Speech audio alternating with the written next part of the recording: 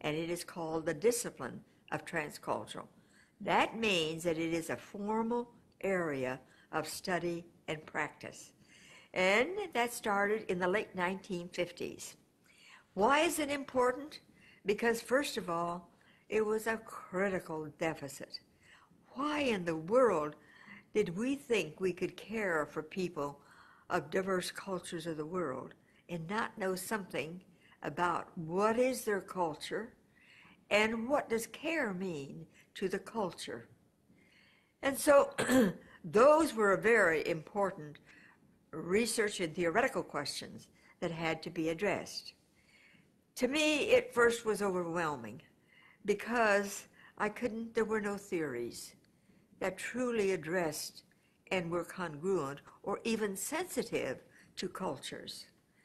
And after studying nearly 5 to 10 years, different theories, and even going into the different disciplines to say what their theories were, I came to the conclusion that the theories that existed would not really open the doors to discover culture or to discover care or to put care and culture together as a holistic concept. So what has really happened is the importance. It is a complete kind of new understanding. It is a new approach to patient care. It is not only the most holistic approach of the totality of the whole human being, but it also is providing some dramatic, and I mean dramatic, outcomes, because the outcomes are really opening the door to these cultures to say, aha, you are interested in our culture. You are interested in what care means, and you're willing to provide services that are going to be, which is the goal of the theory, to provide culturally congruent care, or care that fits or is sensitive to the culture. Well, I think there's a lot of many different examples, but in the process of studying, using the theory, and using my ethno-nursing research method, because that was the second problem. There was no theory to get into it, and there was no methodology that would enable the people to, what I call, unlock or tell what they wanted to, and to be sure that they were protected and that what they said was important to listen to. So the ethno-nursing method was developed. And that was very important. But it was a difficult thing because our methodologies were all quantitative to the hilt. Numbers were the only damn thing that counted. And my methodology was a qualitative, that we looked at what is the quality of life. What is it that these people are responding to? Or what is it they want to tell about? Something of the quality of care. The significance of transcultural nursing today. The game and the whole thing is to provide, which is the goal of the theory, to provide culturally congruent care, or care that fits the culture. Because the importance is that if you theoretically provide that it provides, that it's meaningful, sensitive, and is useful, they'll adopt it or they'll respond to it. Or if you have to negotiate with them, they'll do so. So that's the big goal. Now today, in case you don't know, that started in 1959 when I said the goal of transcultural nursing was to provide culturally congruent care. Just 2 years ago, it is now a federal mandate that culturally congruent care must occur. And now today, in case you're not aware, and for nurses to know, there are now 9 states where no physician can become licensed unless they have knowledge and can practice and demonstrate transcultural human care. Isn't that remarkable? Now, that didn't exist even 20 years ago. Likewise, it didn't exist for nursing for nearly 50 years. So there's been a great transformation in the way you approach, the way you work with, and the way you assist or help people.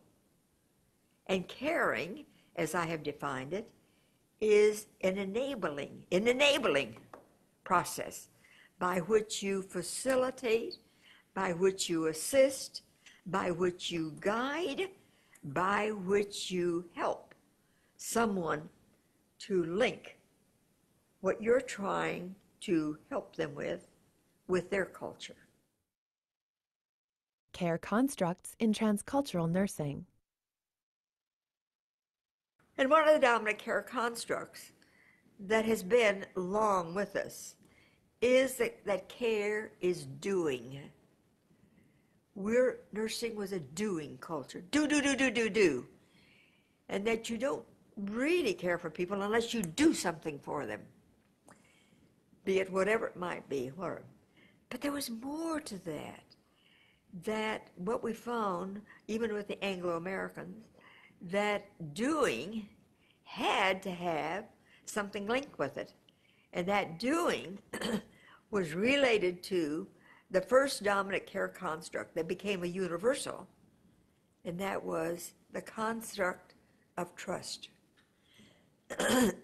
If I didn't trust somebody, there's no way that I'm going to begin to share with you what's going on. So the highest and the most universal construct was trust. So a Mid-American, Anglo-American would not really share unless they saw signs that you trusted them and they trusted you as a reciprocal thing. Now that's a pretty tall order. And how do we know that? Well, we know it sometimes by their gestures, by their mannerisms. Sometimes they're even candid and frank enough to say, I don't know if I should really share with you this. And they'll tell what the problem is, why they're afraid to. So the trust may be linked to many things. It may be linked to the whole concept of politically what is safe to say. What might I not say? And what can I say? So there's a feeling ground when you begin to work with people, is how do you know trust? How do you know when trust is established? And one of the most significant things is when the client or the person or the recipient you're talking to begins to tell some of what I call the inner secrets. I shouldn't really tell you this, but I want you to know that in the past, I didn't trust white doctors, white nurses, white blah, blah, blah, because they were afraid of the concept of gossip or being misinterpreted of what they were saying. And this was especially keen with sometimes the Hispanics, with the Mexican Americans, where a lot of distrust and misrepresentation and misinformation got construed, disturbed, so that it wasn't truthful. So trust is really begin to build on, are you getting to my truth, and do you understand the truth as I'm telling you? And that's a very important thing. You have to look for all kinds of indicators of how it holds together. Well, this is an example of trust. And when I went to Japan, the women, when I was interviewing them, because I was curious, as you know, with my Sunrise Enabler, one of the dimensions we need to look at is how they trust technology. And what I found in talking with the women when they went into the delivery is that so often they'd wheeled in the big machine and they were going to do a sonogram. They were going to find out exactly, boy or girl, you know, that the American culture wants to know, the boy or girl. But to the Japanese people, this was very frightening. And I said, what is it here? Oh, this machine could kill our baby. We don't want this technology. We don't want to use that. Now, immediately, if there was a transcultural nurse she would intercede in that. It was the same way. This was in Detroit, Michigan, and it was on the OBGYN, and we had a lot of the Middle East women who were there. And the incredible thing was they would put bright lights on the vagina, the bright lights on everything that was a sexual taboo. And what it did, it just froze that Iranian woman. She would respond at all. Second thing that froze him was not only the technology of lights and all of those, but there was a male physician and a male nurse there by the vagina. They wouldn't speak. They wouldn't say anything. So one of my first moves was to say, let us think about what would happen if you, Dr. So-and-so, might go next door and have a cup of coffee. Secondly, we have a wonderful nurse here, and she was a transcultural. She will stay right here with you and with your mother or sister, because they were the support. And we did that, and the woman dilated and delivered the baby within a short time. Now that was almost magical. Well,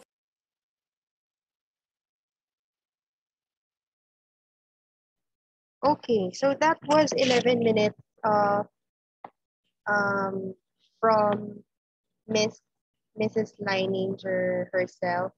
No? Let me know, ano ba yung mga natutunan yung mga nuggets of wisdom from that 11 minutes of her sharing. I'm sure marami kayong natutunan dyan. So, sige nga. Hindi ko natatawagin. Yung goal theory po. Sige. Yung goal po ng theory niya. Yung provide culturally congruent care po.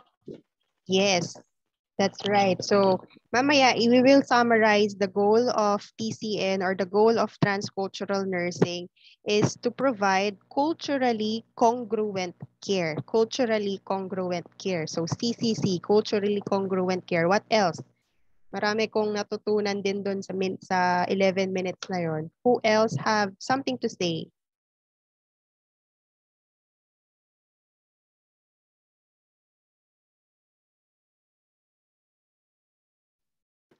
Another important po na sa TCN na natutunan po is trusting each other for the patient and for the nurse.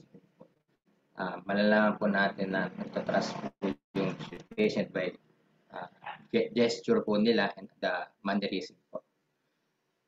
So, yung iba po kasi tatakot po sila dahil afraid sa gossip, so misinterpreted daw po sila.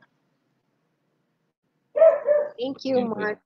Yes, tama yun ano. Kasi there are some cultures na alam nila na, ay ito parang kapag mga ganito, parang mga chismosa, no? Parang itong culture na to, kapag nagsabi ko, baka ako pa'y mapasama.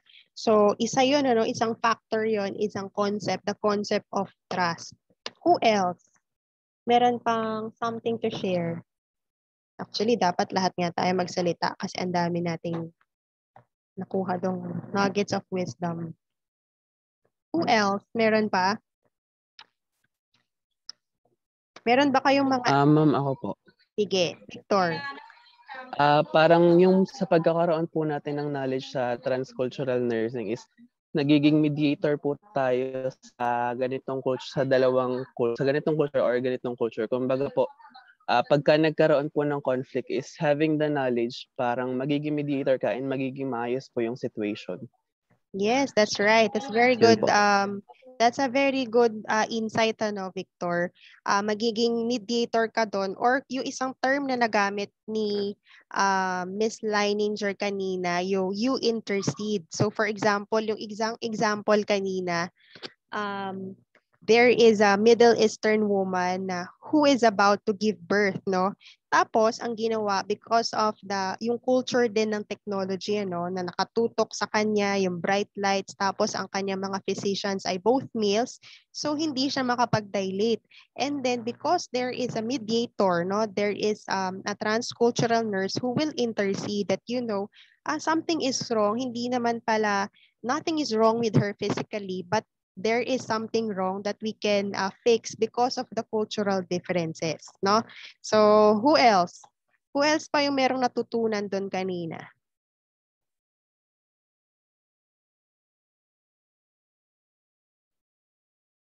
Baka di kayo makakatulog kapag di kayo nagsalita. Sana pala nagsabi ko kanina. Oh, yeah. What else? Pag meron kayong mga videos na, pag meron akong videos na binibigay sa inyo, no, I want you to take notes kasi you will learn not only from me, but also from the videos that we will be sharing. Actually, ako din nagno-notes because we will, this concept or this discipline is too wide and too malawak, no, para mapag-aralan natin. Sino pa? Meron pa?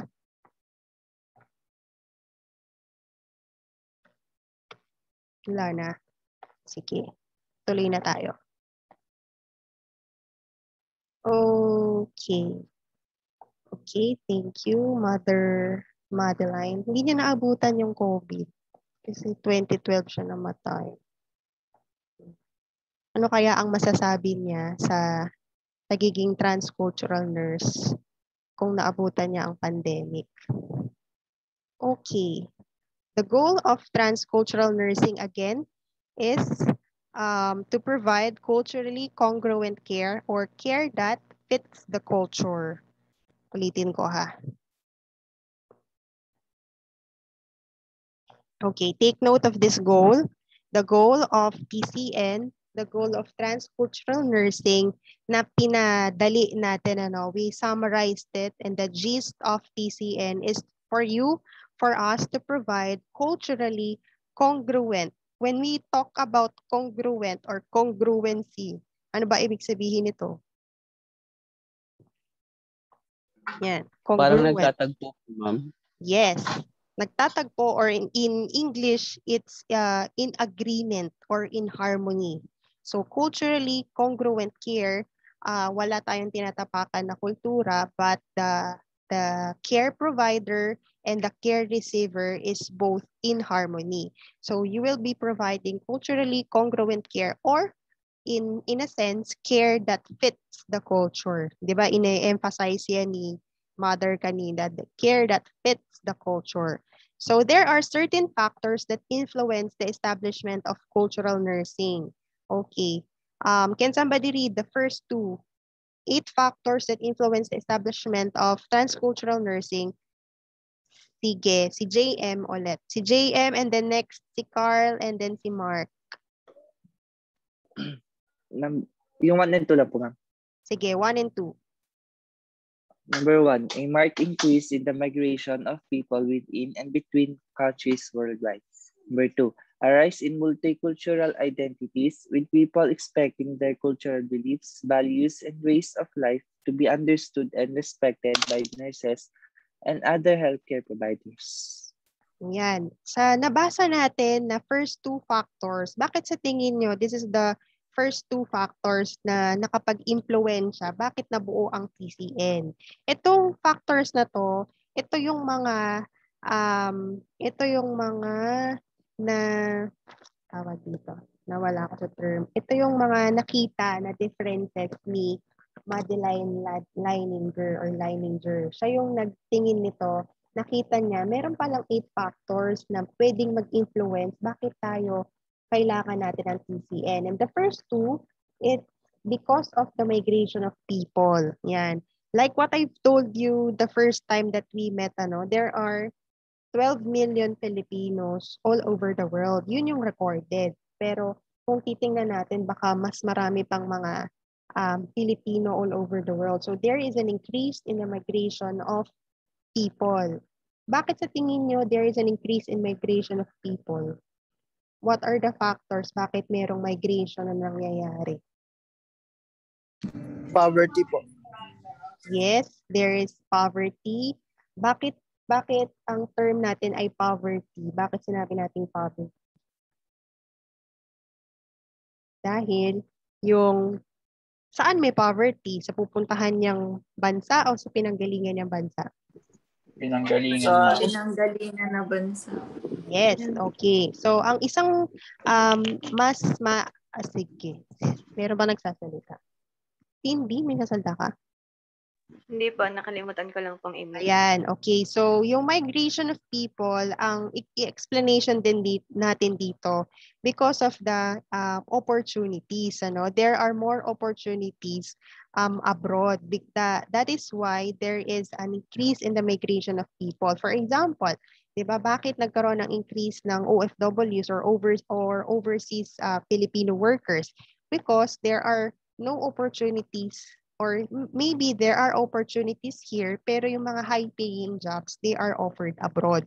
So that is why there is an increase in migration of people within and between. Within, ibig sabihin nito, di ba, napansin natin, bakit very populated ang Manila? Bakit? Kasi tayong mga taga-probinsya, ang isip natin, sa Manila, doon mas maraming opportunity. Diba? Pupunta tayo sa Manila or pupunta tayo sa Cebu, punta tayo sa Makati because ang opportunities ay nandun. Do you get me? So number 2, the rise in multicultural identities with people expecting their cultural beliefs, values, and ways of life to be understood and respected by nurses and other healthcare providers. So what do we mean by this one? A rise in multicultural identities with people expecting. Ang pinaka-i-highlight natin dyan, expecting. Bakit sa tingin nyo isang factor to?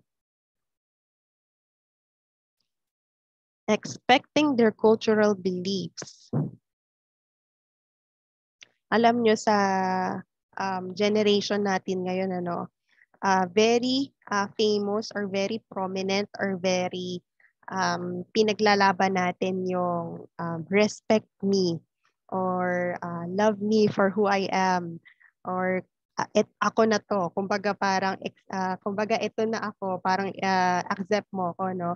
Nandun na tayo sa generation na talagang pinaglalaban natin kung ano yung gusto natin. Do you get me? So there is a rise in multicultural identities with people expecting their cultural beliefs to be understood. So parang nandito na tayo sa generation na talagang gusto natin to be accepted. Maybe before, natatameme or talagang kinikip natin na my culture is my own. But because there is a migration of people na, that is why nag-expect na rin tayo na kapag, for example, pumunta ka ng California, there is a Filipino community there. Pumunta ka ng LA, pumunta ka ng India, magugulat ka, there is a Filipino community there. And when there is a Filipino community na kapag buo na ng 3 pamilya or ilang pamilya na puro mga Pilipino, you are already expecting that certain city or that certain barangay or sitio or whatever you call that or district sa ibang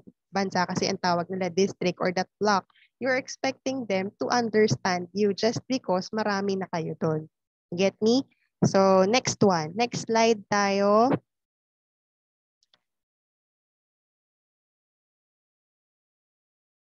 One, two. Ay, wala yung number 3. Ano ilagay number 3? Sige, 4 tayo. 4 muna tayo. 4 and 5. Sino yung susunod natin kanya? Puro mga lalaki yun. Si Carl po.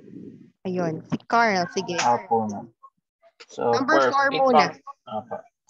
Global cultural conflict, clashes, and violence that impact healthcare as more cultures interact with one another. The next po is an increase in the number of people traveling and working in different parts of the world. Ano ba ibig sabihin yan? There are global cultural conflicts, clashes, and violence that impact healthcare. Yan. Ano kaya ibig sabihin nito? Bakit isa tong factor? There are global cultural conflicts. Ma'am, ano po siya, ma'am, pwede ka, ma'am? Try ko lang, ma'am. Sa in a way po na provide po natin ng healthcare po sa client po natin, nagkakaroon po tayong conflict sa mga culture na tanggalingan natin. Wari po ako po ay Filipino po ako, then nagpunta po ako sa ibang bansa, which different culture po siya. So ang kultura po sa Pilipino is iba po siya, then iba po sa ibang bansa. Magkakaroon po tayo ng natawag nilang conflict in cultural po. So example po natin dito, napunta po ako sa bansa po na madaming Muslim. So ang karamihan po doon is ang pawari po lalaki, babae po yung client ko po. Then ako po is ang healthcare provider po is a boy or a man. Then hindi po kasi pwedeng hawakan nga po, sabi po ni Victor, na yung girl ng boy. So magkakaroon po tayo ng conflict po sa pag-provide po ng care po doon. Yun po, ma'am. Yes, thank you. Yeah, so well said. No, there are cultural conflicts and globally, and if you want to consider yourself a global nurse, napupunta ka talaga ng iba't ibang bansa, you have to be ready, And of course, number 5, increase in the number of people traveling and working in different parts of the world. Ano kaya ibig sabihin nito?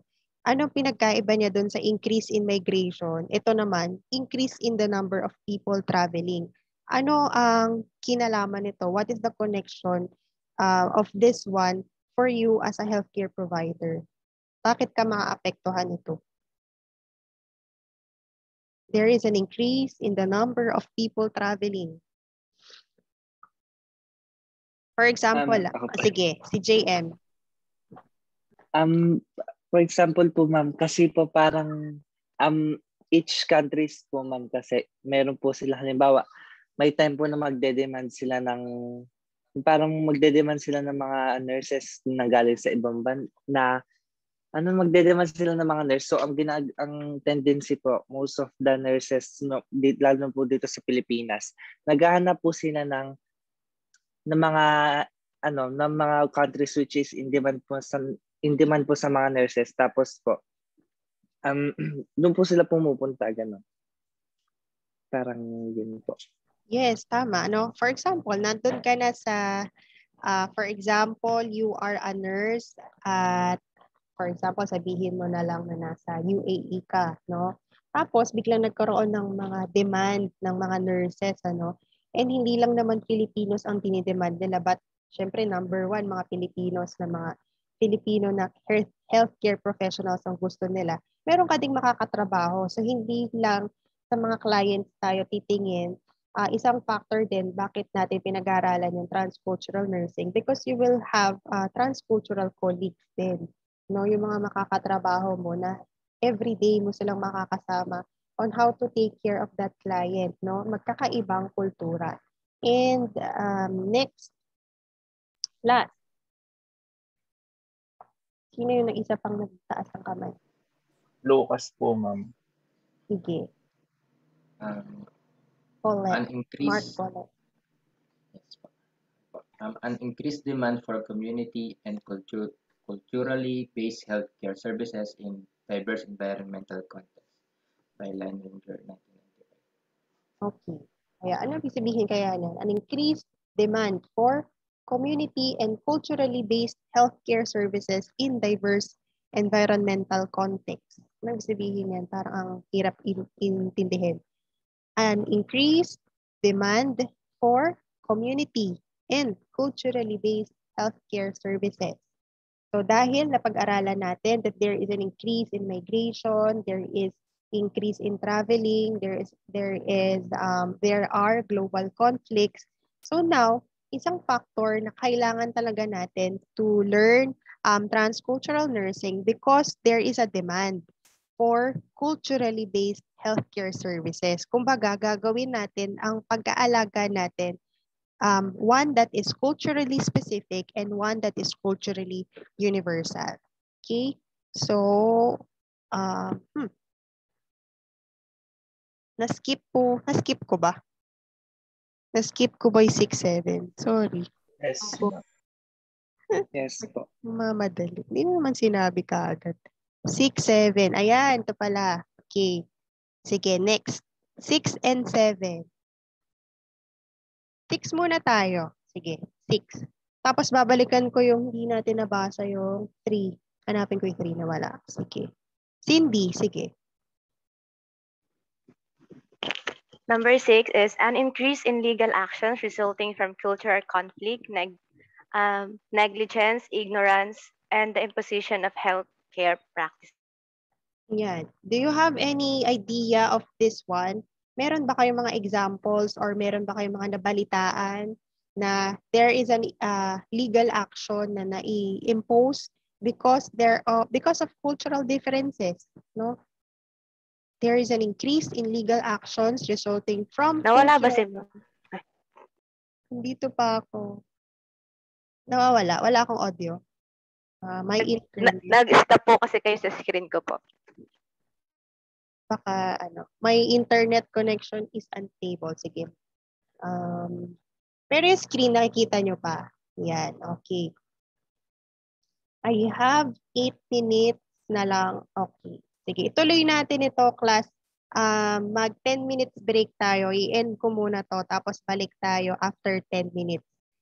Medyo maano yung internet ko ngayon. So, babalikan natin itong number 6 and number 7. So, end ko muna and let's meet after, hindi ako gumagalaw dito sa screen, after 10 minutes. Okay? Bye. Okay po, ma'am. Bye, ma'am. Bye, ma'am.